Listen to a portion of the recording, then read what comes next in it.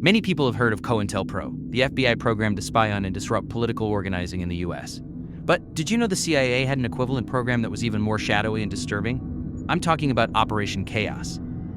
Chaos was a domestic espionage project targeting American citizens from 1967 to 1974.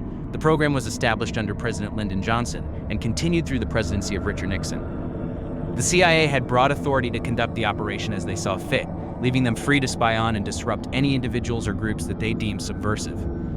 In the early days, operatives focused their attention on disrupting the movement to end the US war on Vietnam. However, targets for Chaos soon expanded far beyond anti-war demonstrators.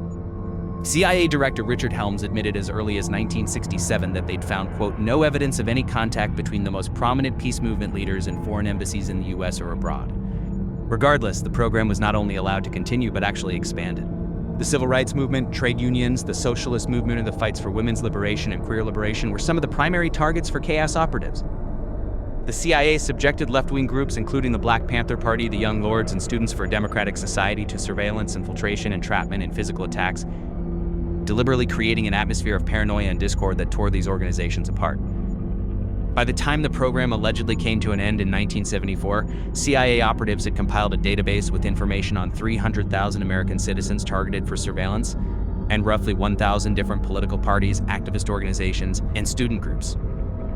What we know about Operation Chaos would be spooky enough on its own, but it gets far more unsettling when we're left to speculate on what we still don't know about the program. The legacy of Chaos is important to remember at a time when fascism and state repression are real and pressing concerns. Just because something is illegal doesn't mean the state won't do it. Just because something appears true doesn't mean that it is. And just because the Chaos program technically ended in the 70s, strategies developed under the program to infiltrate and stamp out movements for change were most definitely not forgotten. Remember, the lessons of the past inform the tactics deployed in the present. Like and subscribe for more parahistory.